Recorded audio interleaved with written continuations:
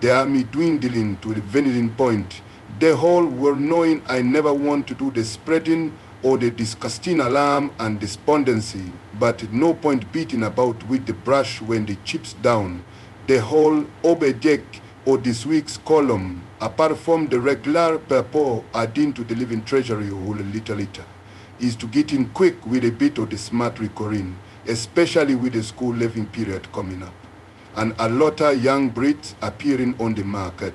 The Uganda army epidemic reaching the tragic proportions. Ever since the upsetting business of the macho shooting incident when a large number of top officers getting wiped out due to a small misunderstanding, the remainder of the GNA staff dying like flies. Every time you open in the paper, you read in where a few more majors getting found dead in the burned out cars, or a copper colonel's been cleaning the personnel verbally what suddenly going off without warning and shooting them in the back, or a brigadier been strolling in the backyard feeding the chickens when a bomb suddenly dropping on him out of the blue. It damn lucky I never been superstitious. These fantastic coincidences taking on the proportions of the fearful, black, the well-known plague what gripping Uganda in the wake or the departing Obote. Worst of all is where we only lost in officers. 10 top men getting accidentally wrapped out last week at Mpebe Air Force Barracks alone. And as for the crack Mazinde Artillery Regiment, noted for the remarkable and heartwarming interest its officers taking in the political affairs.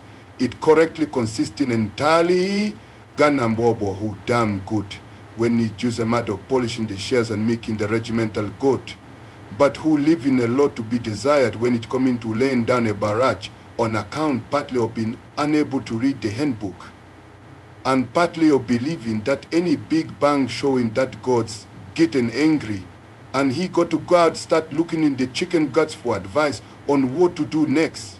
Similar with the problems about Ginger Garrison, where the tank regiment hanging out and where the cool Maliamungu looking as though he gonna be having a tragic unforeseen accident any minute now.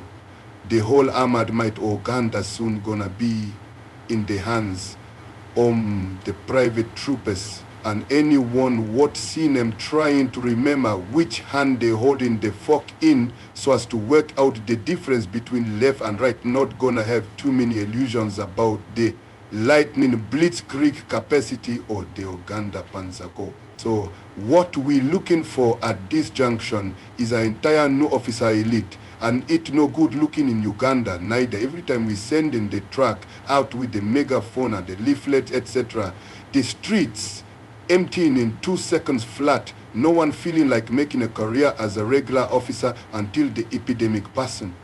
It no good telling people about how it's possible to rise to the top in double quick time when the papers follow the fact about what you likely to rise to the top of is Lake Victoria. However, none of this applying to any Brits what feel like making the first class career. It is pretty obvious they're not likely to get in the keen situations where the unexpected holes start appearing, the Jews in it for the top pay and the water skiing opportunities, etc., and are holding out great hopes or a massive response to this appeal.